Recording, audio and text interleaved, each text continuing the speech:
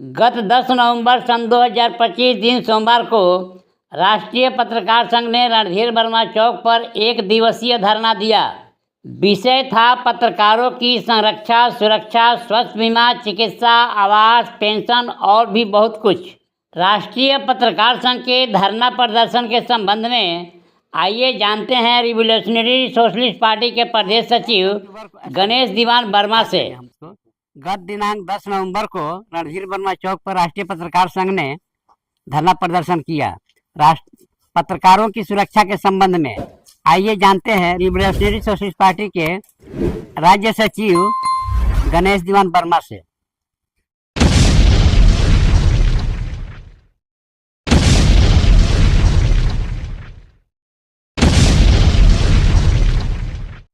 गणेश दीवान वर्मा जी, पत्रकारों को सुरक्षा चाहिए और पत्रकारों की सुरक्षा के संबंध में आपका अपना क्या विचार है? देखिए, जिस प्रकार से वो अपनी सुरक्षा की बात कर रहे हैं और कल लगभग सैकड़ों की संख्या में रणधीर वर्मा चौक पर धरना प्रदर्शन किए और अच्छा जोश खरोश के साथ अपने सुरक्षा को लेकर के आवाज को बुलंद कर रहे थे, अच्छा लगा। लेकिन दुखद बात है कि आज किसी भी समाचार पत्र में जो है उन खबर नवीशों का जो है कोई समाचार नहीं है। अब इसी से अंदाजा लगाया जा सकता है और यहाँ तक कि माने सोशल मीडिया पर भी जो इस खबर को जो जिस गति से चलना चाहिए वो कहीं दिखाई नहीं पड़ रहा है। तो इसी से उसकी आकार को जो है समझा जा सकता है कि वो किस प्रकार के पत्रकार होंगे। किस प्रकार के पत्रकार होंगे का क्या हो गया? मैंने पर पत्रकार का भी वर्गीकरण होगा। हाँ, एकदम बिल्कुल। जिस प्रकार से इस वक्त भारत का मीडिया, जिसको गोदी मीडिया कहा जाता है, बिकाऊ मीडिया भी कहा जा सकता है, एक सोशल मीडिया पर एक उम्मीद, एक भरोसा, लोगों का विश्वास जगा था कि कम से कम एक बहुत सारी बातों का जो है भंडाफोड़ होने का एक मंच एक यूट्यूबर को लोगों को मिला है जो विभिन्न चैनलों पर जो है अच्छा माने धांसू भंडाफोड़ करते हुए दिखाई पड़ते हैं। लेकिन कल जिस प्रकार से अपनी सुरक्षा को बात कर रहे थे वो कि अपनी हमारी सुरक्षा जो है एक राष्ट्रीय पत्रकार संघ के रूप में हम पहली बार देखा और हमने भी मैंने अवलोकन किया जा करके वहाँ पर कि भाई कैसे कैसे लोग हैं वहाँ पे, पत्रकार तो होना ही चाहिए।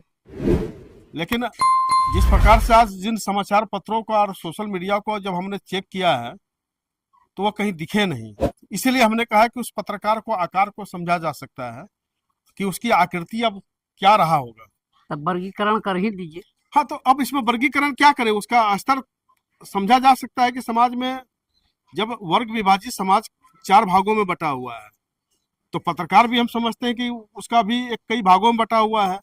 एक ऐसे वर्ग के लोग हैं जो तमाम पूंजीपति वर्ग का जो है खबर अखबार में जो है वो चल रहा है।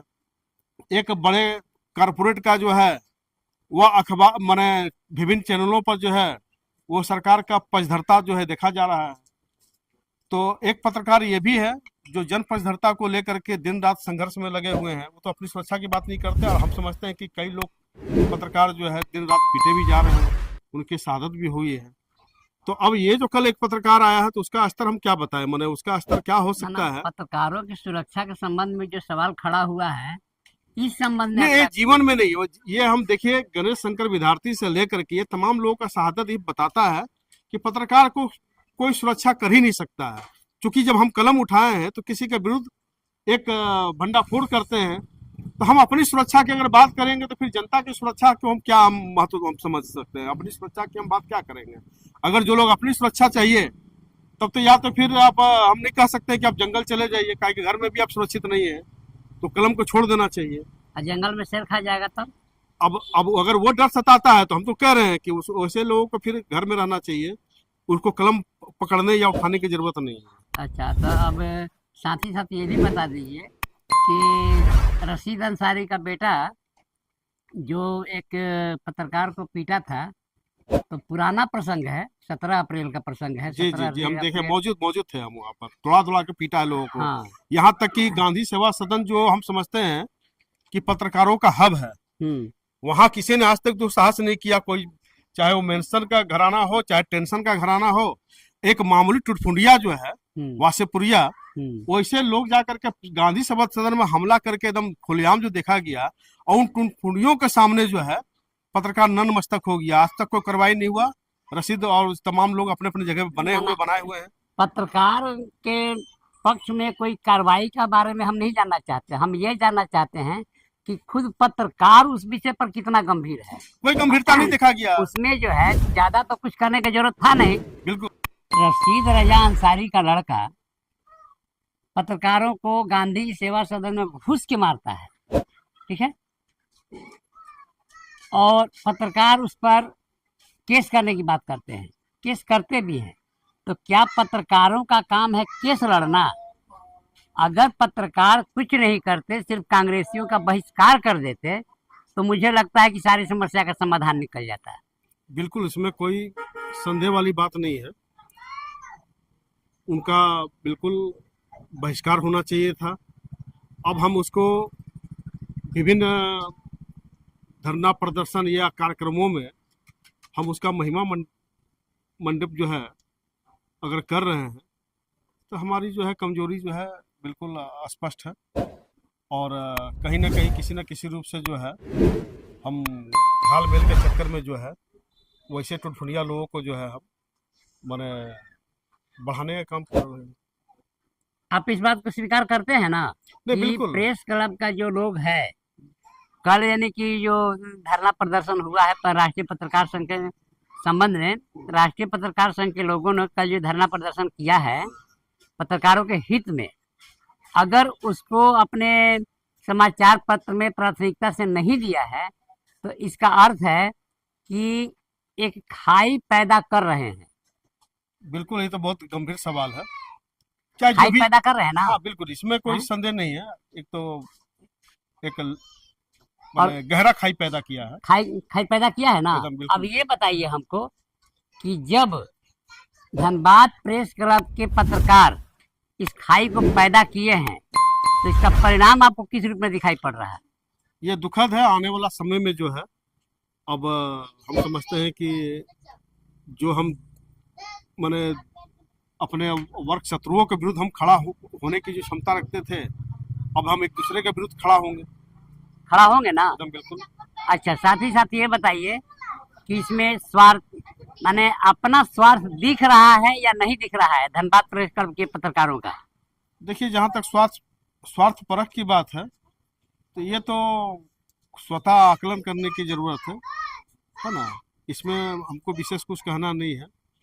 कहे कि अब स्वार्थ का जहाँ तक बात है, तो स्वार्थ पूर्ति के लिए अब वो राजनीति का स्तर भी नहीं है, और पत्रकारों का भी स्तर जो है हम समझते हैं कि बहुत गरिमा गिरा है, खास करके मोदी सरकार के आने के बाद।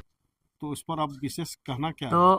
कल अगर जो राष्ट्रीय पत्रकार संघ के पत्रकार धरना प्रदर्शन दिए थे रणधीर वर्मा चौक पर, अब अगर वो धनबाद प्रेस क्लब के पत्रकारों के साथ मिल करके उनके पक्ष में कोई कार्य करते हैं, तो आप इस संबंध में क्या कहेंगे?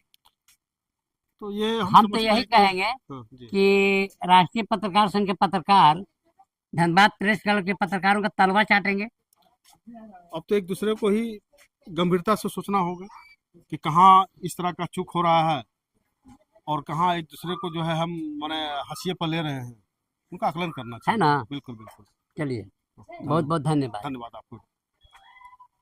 ये है धनबाद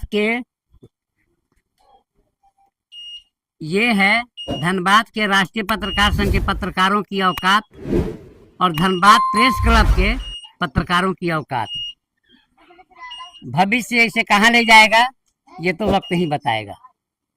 चलिए, बहुत बहुत धन्यवाद। मैं दिनेश चंद्र शर्मा, दीपक दर्पण के लिए, और आप मेरे साथ हैं गणेश दीवान वर्मा, रिवोल्यूशनरी सोशलिस्ट पार्टी के राष्ट्रीय सचिव। धन्यवाद। यदि यह समाचार आपको किसी प्रकार उपयोगी लगा हो तो चैनल को लाइक, शेयर और सब्सक्राइब करें।